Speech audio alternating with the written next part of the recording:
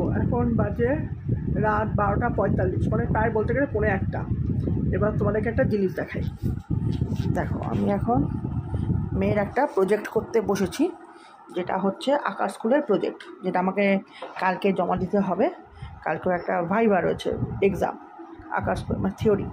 আমি তো থিওরি যখন করতাম আকাশ স্কুলে তখন এক্সাম দিতাম, মানে কোশ্চেন আসতো, কোশ্চেন পড়ে অ্যান্সার দিয়ে, মানে একটা বই ছিল আমাদেরকে দিত, সেই বইটা মুখস্থ করতে হতো। তাতে তোমার নানান টাইপের মানে স্কেচের বিষয় থাকতো। তা এখন পুরো টোটালি চেঞ্জ করে দিয়েছে। তা এখন ওদের প্রজেক্ট দেয়, প্রজেক্টের থেকে এটা জিজ্ঞেস করে। তা যাই হোক, দেখো এইটা হচ্ছে সেই সহজ পাঠ, রবীন্দ্রনাথ ঠাকুরের যে প্রথম ভাগ। সেই সহজ পাঠ তো ধরো আমরা সবাই পড়েছি, মানে ছোটোবেলায় তো আমাদের বাংলা সহজ পাঠ বলতে এটাই ছিল, প্রথম ভাগ, দ্বিতীয় ভাগ, তৃতীয় ভাগ, এই যে এই অ আ সেই এরকম দিয়ে ব্ল্যাক অ্যান্ড হোয়াইট দিয়ে থাকতো। তারপরে দেখো আরও দেখাচ্ছি, এই যে সেই প্রথম পাঠে থাকতো বনে থাকে বাঘ, গাছে থাকে পাখি। দ্বিতীয় পাঠে থাকতো রাম বনে ফুল পাড়ে, তার গায়ে লাল শাল। আমার সেই মনে পড়ে যখন আমি পড়তাম, সেই মা কোশ্চেন করতো রাম কোথায় থাকে, রামের গায়ে কী রঙের শাল, মা তা সে হাতে কি নিয়ে যেত, এইসব দেখে মনে পড়ে। তারপরে বনে কি থাকে, গাছে কি থাকে, জলে কি থাকে, মানে এরকম কোশ্চেন করা হতো।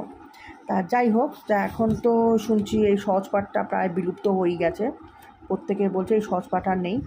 এই সহজ পাঠই দেখো সেম আমার মেয়ের স্কুলে দিয়েছে রবীন্দ্রনাথ ঠাকুরে, কিন্তু আমার মেয়ে ক্লাস 6-এ পড়ে, আদিত্যতে। কিন্তু এইটা হচ্ছে কালারিং, দেখো কালারিং বই, এই যে সেই সেমই কালার করা। দেখো আমি দেখাচ্ছি ওই একই জিনিসে, দেখো বনে থাকে বাঘ, দেখেছো, এই যে বাঘ আছে, বাঘ আছে আম বনে, গায়ে চাকা চাকা দাগ, এইগুলো সব আছে। কিন্তু প্রথম কথা হচ্ছে আমাদের যতই বলো রবীন্দ্রনাথ, যতই কালারিং আসুক যাই আসুক, রবীন্দ্রনাথ ঠাকুরের সহজ পাঠের ওপর কিছু সহজ পাঠ নেই। কারণ ছোটোবেলায় সহজ পাঠ পড়া মানে ওইটাই সব থেকে ভালো লাগতো, ব্ল্যাক অ্যান্ড হোয়াইটে। ওনার হাতে আঁকা ছিল তো ছোটোবেলায়, উনি এঁকে ওই সহজ পাঠটা তৈরি করেছিলেন। তা যাই হোক, তা এখন সেই জন্য এই সহজ পাঠই আমার মেয়ের রয়েছে। তা এখন ওই পুরনো সহজ পাঠ দিয়ে তা আমার মেয়ের এখন থিওরি চলছে। এই যে প্রথম পেজটা তো করলাম, এটা লাগালাম, ম্যাম বলেছেন এই যে ফটোগুলো যে ছিল সেগুলো কেটে কেটে কেটে কেটে লাগাতে হয়েছে।